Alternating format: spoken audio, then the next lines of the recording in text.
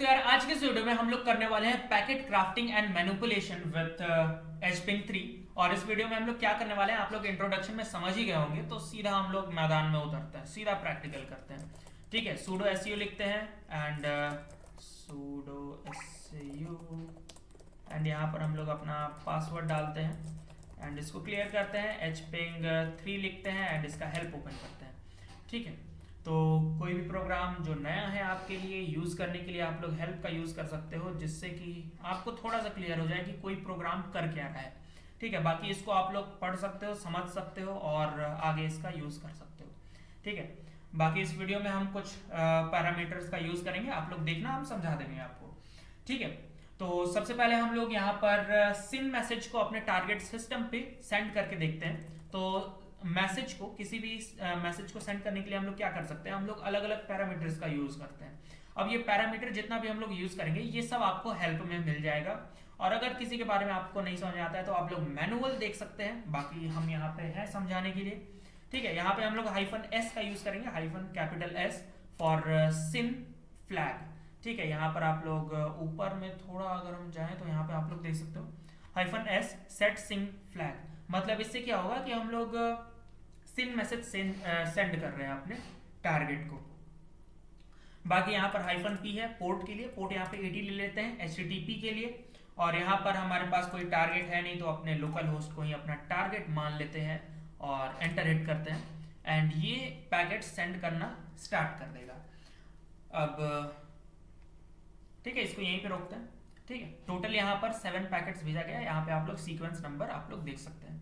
शुरू से शुरुआत करें तो यहाँ पर क्या हुआ है, जो hping 3 है ये एक सिन फ्लैग मतलब कि सिन मैसेज को पोर्ट नंबर 80 और जिसका IP है 127.0.0.1 इस पे सेंड कर रहा है। मान लेते हैं अभी के लिए कि हमारा जो टारगेट IP है वो लोकल होस्ट है हमारा। तो जो पैकेट का जो साइज है, ठीक है, वो क्या है 44 बाइट्स। यहाँ पे लेन इज इक्वल टू 44 लिखा है, मतलब कि जो पैकेट का जो लेंथ है वो 44 बाइट्स है। IP यहाँ पर हमारा टारगेट का IP एड्रेस है। TTL क्या होता है, TTL होता है टाइम टू लिव, मतलब कि हमारा पैकेट कितने समय तक जिंदा रह सकता है। ठीक है, एंड इसका वैल्यू है 64। ठीक है, TTL क्या होता है, बेसिकली ये हॉप्स होता है या फिर राउटर्स होता है। पैकेट अगर पास हो रहा है तो उसके बीच में जितना राउटर्स होगा उसको ये TTL दिखाता है। कितने राउटर को पास करने के बाद जो हमारा पैकेट है वो डिस्कार्ड हो जाएगा। तो यहाँ पर लिनक्स के लिए वैल्यू डिफॉल्ट 64 होता है और विंडोज के लिए 128 होता है। मतलब कि अभी 64 हॉप्स लेने के बाद या फिर 64 राउटर्स को क्रॉस करने के बाद हमारा पैकेट डेड हो जाएगा। अब यहाँ पर अगर आप लोग देखेंगे DFID 0 लिखा हुआ है। सबसे पहले DF पे हम लोग देखते हैं। ये DF क्या होता है, DF का मतलब होता है डोंट फ्रेगमेंट। ठीक है, फ्रेगमेंट मतलब क्या होता है, छोटे छोटे पीसेस में तोड़ना। अब डोंट फ्रेगमेंट मतलब कि फ्रेगमेंट में नहीं तोड़ना है। अब इसका भी 2 वैल्यू होता है जो कि ID के रूप में लिखा होता है। ID है यहाँ पर 0 और 1 भी हो सकता है। अब इन दोनों का मतलब अलग होता है। 0 अगर सेट होता है तो मतलब कि पैकेट टूटेगा ही टूटेगा। ठीक है, मतलब कि कुछ भी वैल्यू सेट नहीं किया गया है, जो पैकेट्स है अगर वो MTU या फिर इसको हम लोग बोल सकते हैं मैक्सिमम ट्रांसमिशन यूनिट, अगर इससे बड़ा होता है तो पैकेट्स क्या होगा, वो छोटे छोटे सेगमेंट्स में टूट जाएगा, जिससे कि वो रास्ते में ही ड्रॉप ना हो जाए। और अगर इसको अगर हम लोग 1 सेट करते हैं तो इसका मतलब होता है कि पैकेट टूटेगा नहीं, और अगर पैकेट बाय चांस अगर MTU या फिर मैक्सिमम ट्रांसमिशन यूनिट से बड़ा हो जाता है तो वो रास्ते में ही ड्रॉप हो जाएगा। तो यहाँ पर हमारा पैकेट लॉस का खतरा हो सकता है। S पोर्ट अगर हम लोग देखें तो S पोर्ट है यहाँ पर 80 दिया है। S पोर्ट क्या होता है, सोर्स पोर्ट, मतलब कि जो हमारा सिस्टम है इसके किस पोर्ट से टारगेट को भेजा जा रहा है। तो S पोर्ट यहाँ पर 80 है, मतलब कि पोर्ट नंबर 80 का हम लोग यूज कर रहे हैं टारगेट के पास ट्रैफिक भेजने के लिए।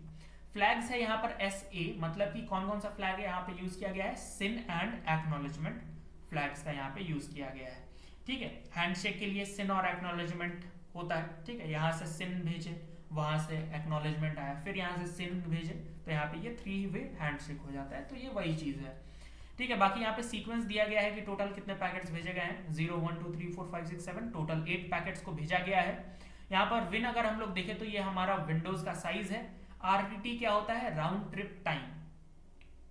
अब ये राउंड ट्रिप टाइम क्या होता है, राउंड ट्रिप टाइम होता है 3 तरीके से मिलकर बनता है।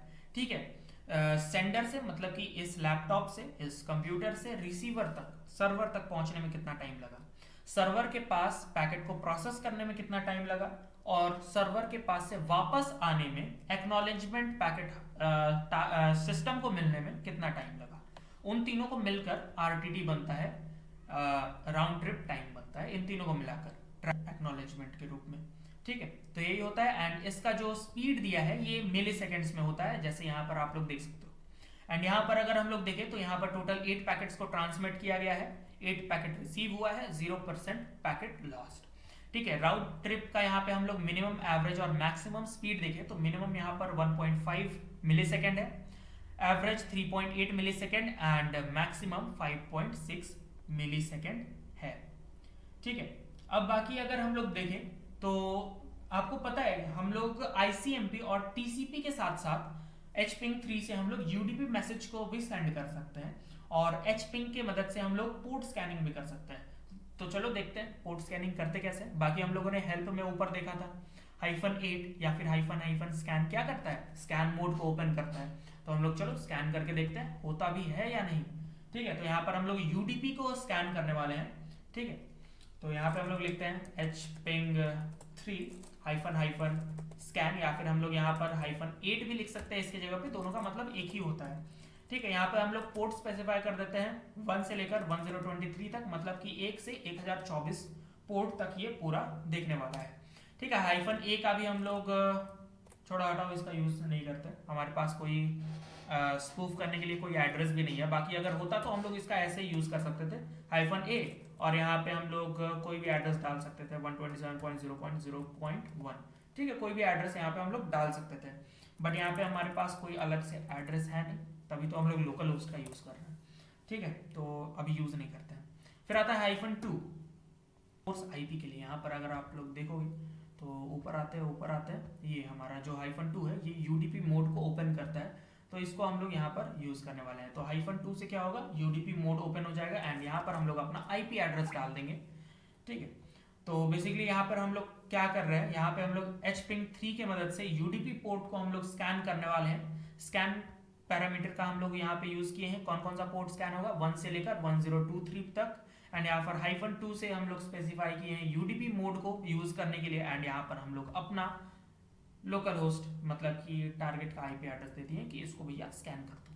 एंटर करते हैं एंड यहाँ पर जो हमारा पोर्ट स्कैनिंग है वो स्टार्ट हो जाएगा।